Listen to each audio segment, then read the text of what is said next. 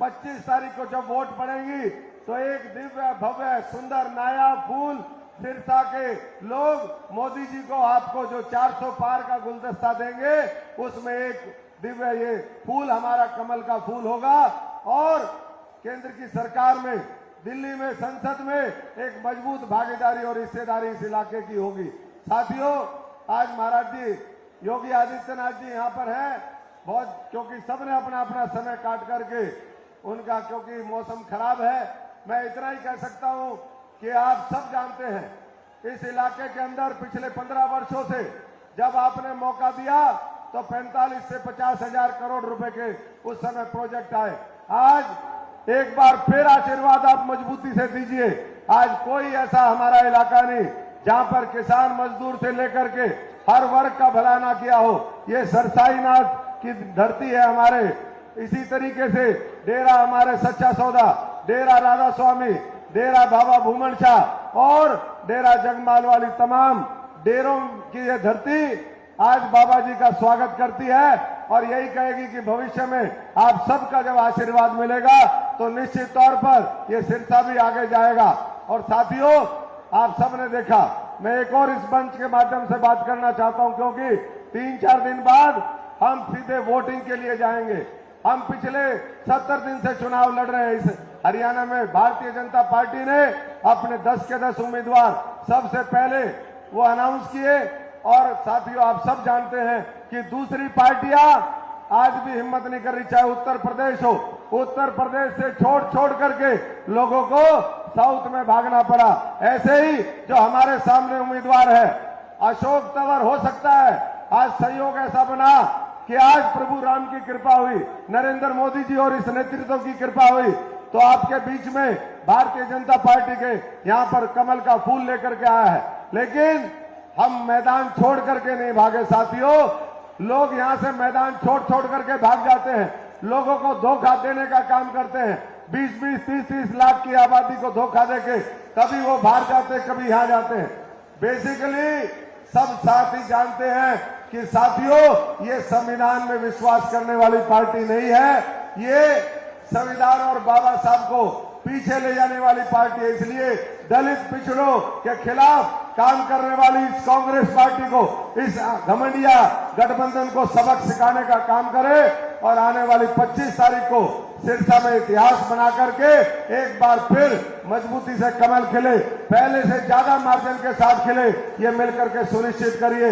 आप एक बार फिर यहां पर आए, मैं योगी जी का आप सबकी तरफ से, सिरसा संसदीय क्षेत्र सिरसा वासियों की तरफ से बहुत बहुत स्वागत करता हूं, अभिनंदन करता हूं।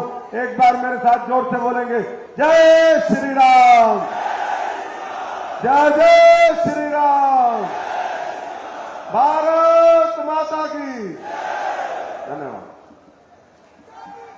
सिरसा की जनता की तरफ से योगी जी को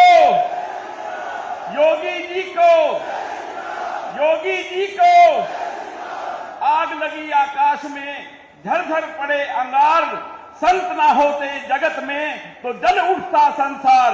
मैं आज यूपी के मुख्यमंत्री, हिंदुत्व को जगाने वाले बाबा सरसाईनाथ की इस धरा पर आदित्य योगीनाथ जी को बुला रहा हूं आपके सामने और उनको हम, सिरसा की जनता आज अहोभाग्य है कि हमारे बीच में आदित्य योगीनाथ जी पहुंचे हैं।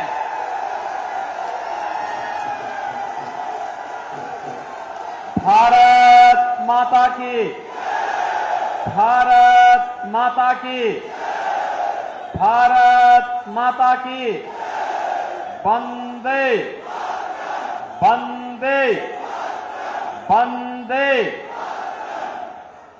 सिरसा की इस पावन भूमि पे आप सबने न्यारी राम राम। नाथ संप्रदाय के बहुत सिद्ध योगी बाबा सरसाईनाथ की कृपा भूमि के तौर पर विख्यात गुरु नानक देव जी, गुरु गोविंद सिंह जी तथा साहबजादे अजीत सिंह की पावन स्मृतियों को सहेजने वाली इस पुण्य धरा को कोटि कोटि नमन करता हूं। बोले सो निहाल, बोले सो निहाल। यह भूमि भारत की राजनीति के ताऊ कहे जाने वाले देवीलाल जी की भी कर्म भूमि रही है, जिन्होंने सिद्धांतों के लिए प्रधानमंत्री पद की कुर्सी को ठुकराया था।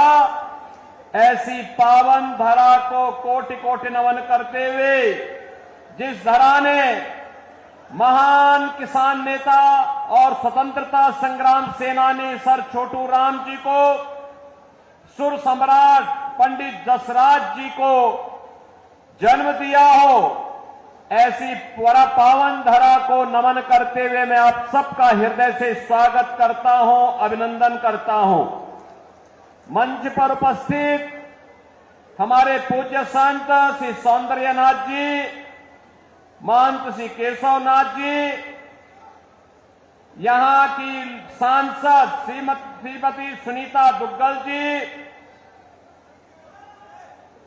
लोकसभा के हमारे प्रत्याशी श्री अशोक तंवर जी, राज्यसभा के माननीय सांसद श्री सुभाष बराला जी, लोकप्रिय विधायक और हमारे नाथ संप्रदाय के ही भक्त हैं श्री गोपाल जी, माननीय विधायक श्री दुड़ाराम जी, विधायक श्री लक्ष्मण नापा जी, जिलाध्यक्ष श्रीमती नताशा सिहाग जी, जिलाध्यक्ष फतेहाबाद श्री बलदेव ग्रोहा जी, पूर्व राज्यपाल श्री गणेशी लाल जी, लोकसभा संयोजक आदित्य चौटाला जी, हरियाणा सरकार के चेयरमैन श्री वेद फुला जी, जगदीश चोपड़ा जी, मंच पर उपस्थित भारतीय जनता पार्टी के सभी हमारे पदाधिकारीगण और भारी संख्या में बाबा सिरसाई नाथ की पावन धरा को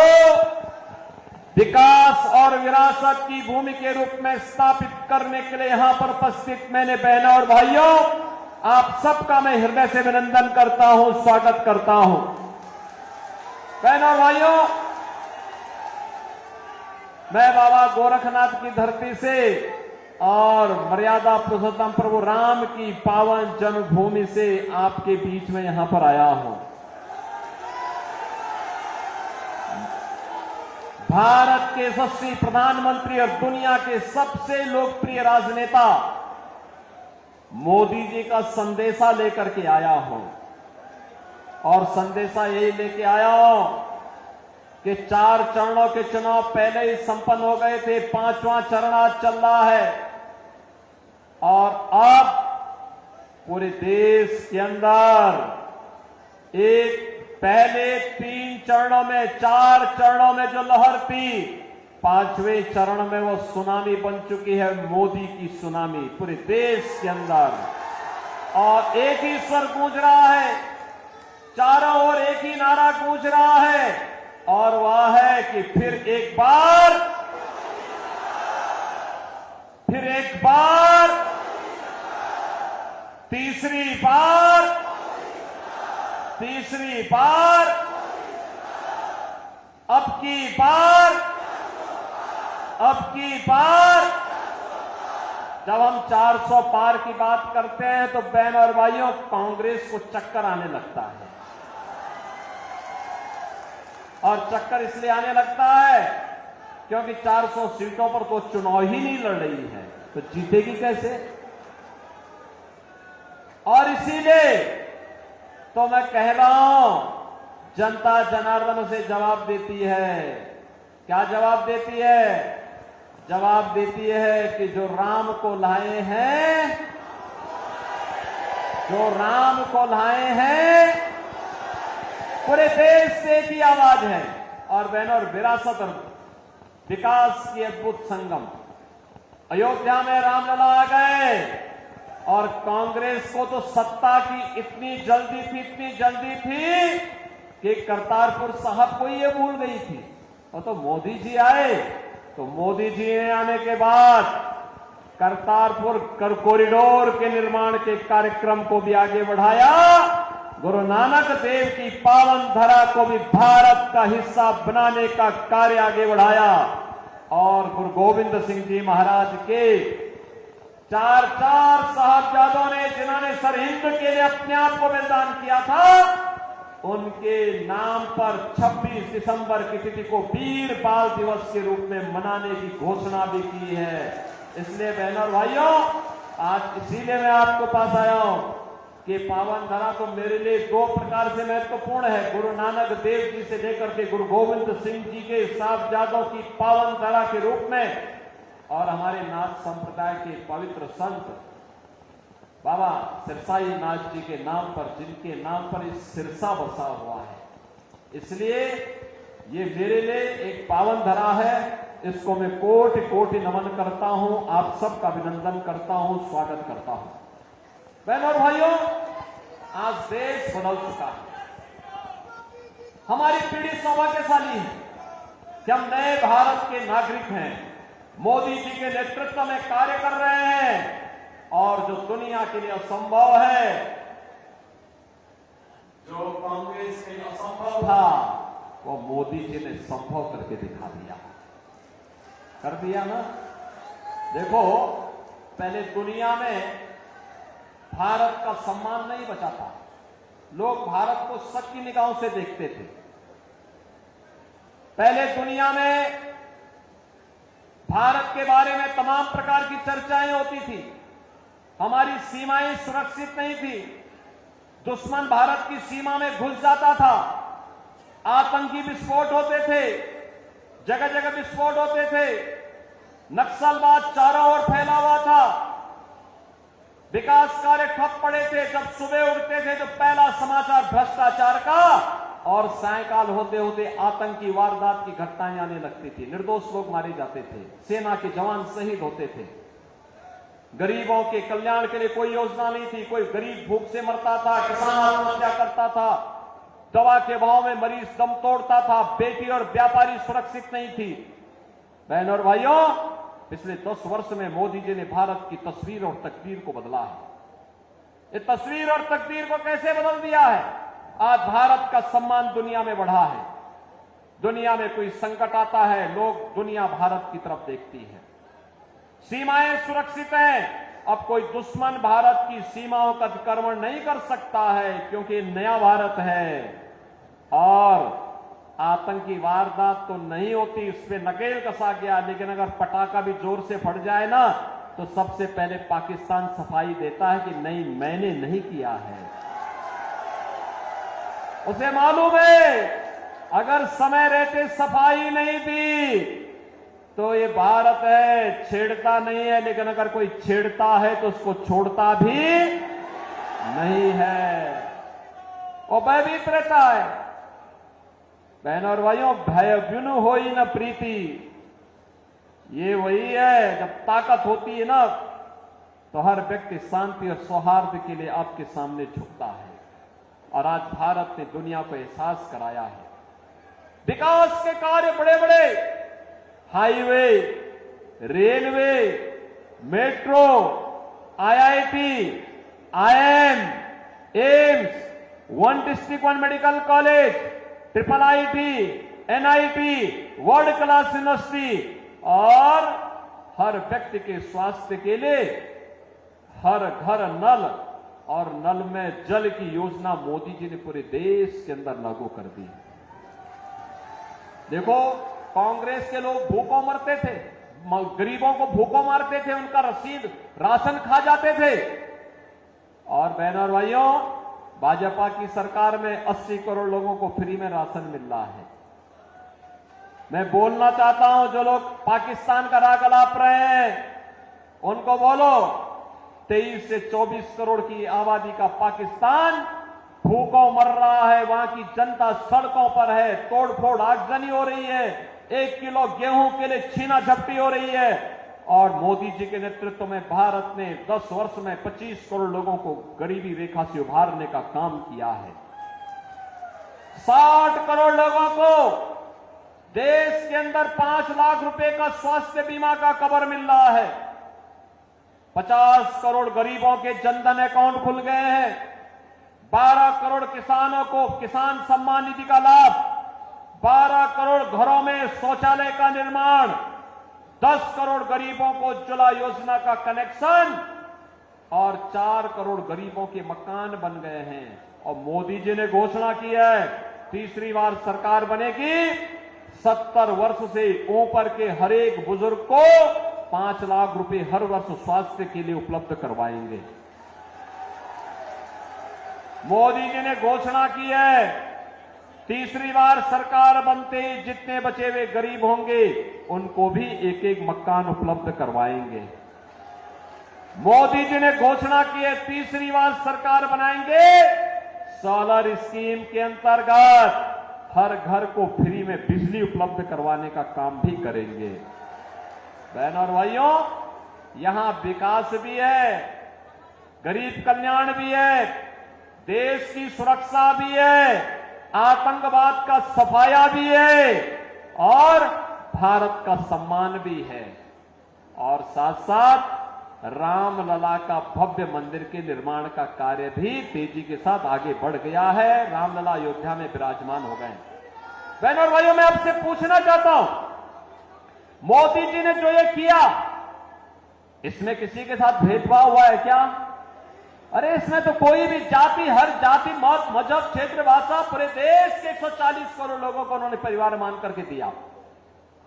सबका साथ, सबका विकास की बात मोदी जी ने की। और बहनों और भाइयों, एक तरफ सबका साथ और सबके विकास की भाव, सुरक्षा सबको, लेकिन तुष्टीकरण किसी का नहीं। हमने तुष्टीकरण नहीं, संतुष्टीकरण पर ध्यान दिया। और दूसरी तरफ इंडी गठबंधन में कांग्रेस और उसके सहयोगी दल हैं। सुबह से लेकर शाम तक एक नया झूठ और एक नई अफवाह फैलाते हैं। जब सत्ता में थे तब कुछ नहीं किया, तब हिंदुओं की भावनाओं के साथ खिलवाड़ किया। तो उस समय लोग क्या कहते थे? कहते थे हिंदुस्तान के संसाधनों पर पहला अधिकार मुसलमान का है। अरे कहां हमारा हिंदू जाएगा, कहां हमारा दलित जाएगा, कहां पिछड़ा जाएगा, कहां अन्य गरीब जाएगा, कहां महिलाएं जाएंगी? और ये राग अलापते थे वही। और आज बहनों और भाइयों, इनके अंदर एक और भूत सवार हो गया है। कांग्रेस ने अपने घोषणा पत्र में इतनी खतरनाक घोषणा कर दी है, अब कहती है कि कांग्रेस सत्ता में आई तो सत्ता में आने के बाद गरीबी हटाने के लिए देश के हर नागरिक की संपत्ति का सर्वे करवाएगी। सर्वे करा करके वरासत टैक्स लगाएगी। वरासत टैक्स का मतलब आपके बाप की, आपके दादा की, आपके ग्रैंडफादर, आपके फादर, जिसकी भी प्रॉपर्टी आपको मिली होगी, उस प्रॉपर्टी में से आधी प्रॉपर्टी कांग्रेस के लोग ले लेंगे और फिर इस प्रॉपर्टी को वह मुसलमानों को बांट देंगे। क्या आप इसको स्वीकार करेंगे? क्या आप इसको स्वीकार करेंगे? क्या आप पाकिस्तानियों को और मुसलमानों को अपनी संपत्ति पे कब्जा करने देंगे? क्या? अरे हरगिज नहीं। भारतीय जनता पार्टी इनको ये मौका ही नहीं आने देगी। और ये तो बात की बात आएगी सत्ता में। रामलला के कारण इनको अब किसी भी जन्म में सत्ता नहीं मिलने वाली है, कभी नहीं मिलने वाली है, क्योंकि ये चुनाव तो राम भक्तों, रामद्रोहियों के बीच में हो गया है। ये तो रामद्रोही हैं, हमेशा राम का विरोध किए हैं, भारत की विरासत का विरोध किए हैं। इनको सत्ता कभी नहीं मिल सकती है। और यही कहने के लिए आज मैं आपके पास आया हूं। बहनों और भाइयों, आपने औरंगजेब का नाम सुना हो ना? ये मुगलों में सबसे क्रूर बादशाह था। औरंगजेब, कोई मुसलमान भी अपने पुत्र का नाम औरंगजेब नहीं रखता, मालूम है ना आपको? इसलिए नहीं रखता, औरंगजेब ने सत्ता के लिए पहले अपने भाई की हत्या की और फिर अपने बाप को भी जेल भेज दिया। बाप उसका पानी के लिए तरसते तरसते मर गया। वह औरंगजेब था। और अब औरंगजेब की आत्मा कांग्रेस के अंदर घुस गई है, इसीलिए वह वरासत टैक्स के नाम पर जजिया कर आप पे लगा रही है। ये जजिया कर औरंगजेब ने ही भारत में लगाया था, कहा था कि या तो जजिया कर दो और नहीं तो मुसलमान बनो, और कांग्रेस भी यही करना चाहती है। क्या आप इसको स्वीकार करेंगे? क्या आप इसको स्वीकार करेंगे? क्या हम भारत को विभाजन की ओर ले जाएंगे? क्या? अरे राम जन्मभूमि का जो पुण्य आपके साथ जुड़ा हुआ है, आप भी कह सकते हैं, सिरसावासी भी कह सकते हैं कि हमने तो यहां से कमल खिलाने का काम पिछली बार भी किया था। श्रीमती सुनीता दुग्गल को चुनाव जिता करके भेजा था, मोदी जी को प्रधानमंत्री हमने बनाया था। मोदी जी प्रधानमंत्री बने तब अयोध्या में राम मंदिर के निर्माण का मार्ग प्रशस्त हुआ। ये श्रेय तो आपके ऊपर गया, नेतृत्व तो मोदी जी का है, लेकिन श्रेय तो आपको जाता है। ये पुण्य आपको प्राप्त हुआ है, ये पुण्य आपके साथ जुड़ा हुआ है, इस पुण्य से वंचित नहीं होना है। और इसीलिए देश के अंदर जो आवाज आ रही है, वो आवाज यही है, हर जवान से की आवाज है, और वो आवाज है जो राम को लाए हैं, जो राम को लाए हैं, और राम को लाने वालों को फिर से देश की सत्ता सौंपनी है। सौंपने को तैयार हैं? सभी सिरसावासी तैयार हैं? सभी लोग तैयार हैं? सहमत हैं? यहां से भारतीय जनता पार्टी के हमारे लोकप्रिय प्रत्याशी, युवा और जुझारू प्रत्याशी श्री अशोक तंवर चुनाव जीत करके जाएंगे। लेकिन बहनों और भाइयों, आपके पास 5 दिन का समय है। इन 5 दिनों में मोदी जी का संदेश घर घर पहुंचाएंगे? यह काम है। पहले मुझे बताओ, कितने लोग हैं जो कमल खिलाने के लिए अपने आप को 5 दिन का समय देंगे? भाई पूरा सिरसा ही तैयार है। अब इसमें मेरी बात सुनो, 2 काम करना है। आपने मेरे सामने संकल्प लिया है 2 काम। एक, हर व्यक्ति को प्रतिदिन 5 घर जाना है, उस परिवार के हर एक सदस्य से मिलकर के उससे कहना है, 18 वर्ष से हर वयस्क मतदाता को बोलना है कि देखो, आत्मनिर्भर और विकसित भारत के लिए हमें मोदी जी को फिर से प्रधानमंत्री बनाना है। मोदी जी को प्रधानमंत्री बनाना है तो इसके लिए कमल खिलाना है। और श्री अशोक तंवर जब यहां से चुनाव जीत करके जाएंगे तो मोदी जी 400 पार के लक्ष्य के साथ जाएंगे, तो बहनों और भाइयों, सारी समस्याओं का समाधान करेंगे। जाएंगे 5 दिन में 25 घर, और चुनाव के दिन उन 25 घरों को मतदान भी कराना है। कराएंगे? सहमत हैं? सभी लोग सहमत हैं? तो फिर मेरे साथ बोलेंगे, भारत माता की, भारत माता की, भारत माता की जय श्री राम, जय जय श्री राम, जय जय श्री राम।